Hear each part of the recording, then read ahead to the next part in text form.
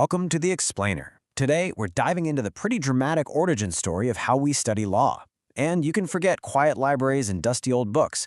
This story kicks off with a full-blown power struggle between popes and emperors, a conflict that actually forced a complete reinvention of the very idea of justice.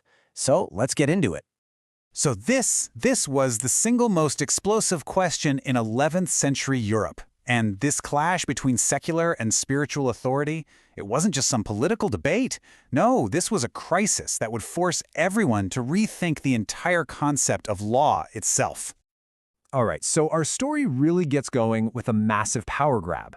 You've got emperors starting to act like popes, and that line between ruling the state and ruling the church, it got dangerously blurry. Yeah, back in the mid-11th century, the Holy Roman Emperor was a big fan of this policy. It's called caesaropapism, which is basically a fancy way of saying Caesar is acting like the Pope. The emperor even went so far as to claim he had the right to appoint the Pope himself. And you can probably guess that was a huge threat to the church's independence. So, you're the church. You're facing what looks like a hostile takeover. What's your first move? You might think they'd raise an army, right? Nope. They reach for their own legal texts. They decided to fight back, not with soldiers, but with arguments, with precedents, and with principles from centuries of their own canon law. These early collections of canon law, like this one, the Decretum by a guy named Burchard of Worms, they became the main weapons in this fight. And this wasn't just a religious text, you know. It was a political manifesto. It was designed to build a kind of legal wall around the church, stating loud and clear that the Pope had ultimate authority and that the church should be totally independent. But just playing defense? That wasn't going to be enough. A new pope came to power, and he decided that the best defense was a radical, world-changing offense. This wasn't going to be just a reform. It was a full-on revolution. And here he is, Pope Gregory VII. He came out of this really strict, uncompromising reform movement, and he saw the emperor's meddling as just a symptom of a much deeper corruption. So he decided to use canon law not just as a shield to protect the church, but as a sword to completely reshape it. His revolutionary plan was built on three main pillars. First, moralize the clergy, stamp out corruption. Second, secure total independence from the emperor, no more meddling. And third, and this is the big one, centralize all power into the hands of just one person, the Pope. This was a plan to fundamentally restructure all of power in Europe.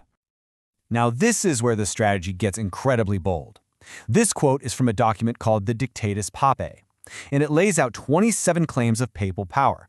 And just look at what it says. Not only can the Pope fire bishops, it says he can fire emperors. I mean, wow, this was a direct, no-holds-barred challenge for who really held the ultimate authority.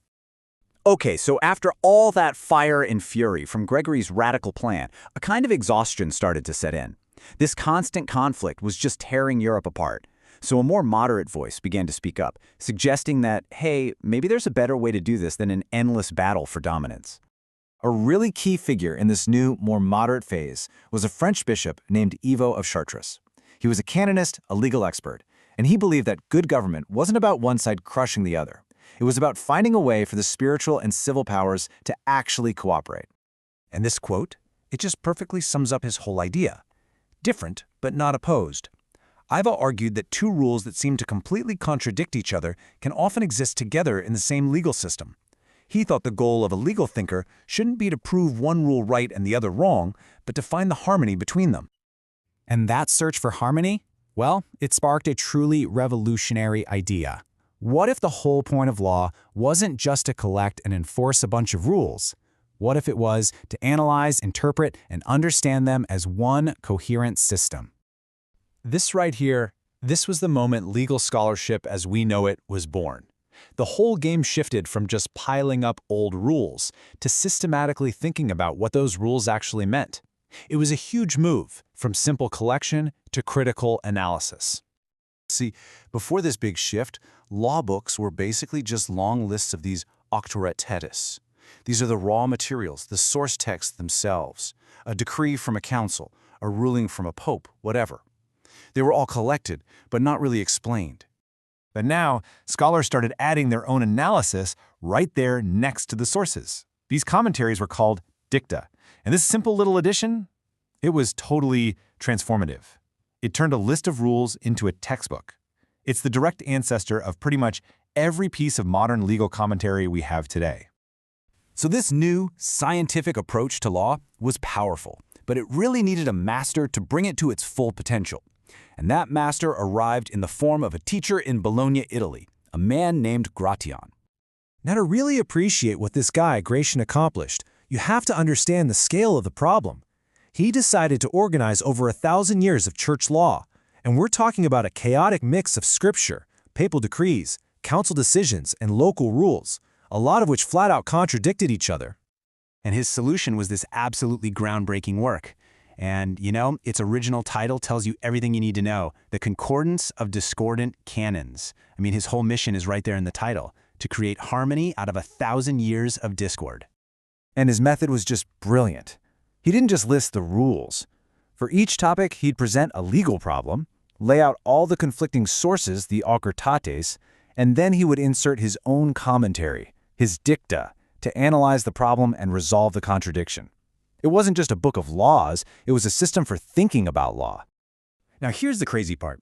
Even though Gratian's Decretum was technically a private work, it was never officially proclaimed as law by any pope. It became the fundamental textbook for studying law in Europe for the next 700 years. It literally created the very first school of legal scholars who became known as the Decretus, and they dedicated themselves to studying his work. His influence was so profound that the great poet Dante in his Divine Comedy actually placed Gratian in paradise right alongside the wisest souls, and Dante's reason was simple. Gratian brought order not just to the church's legal world, but to the world of civil law too, creating a rational foundation for both. So the crucial takeaway here is this.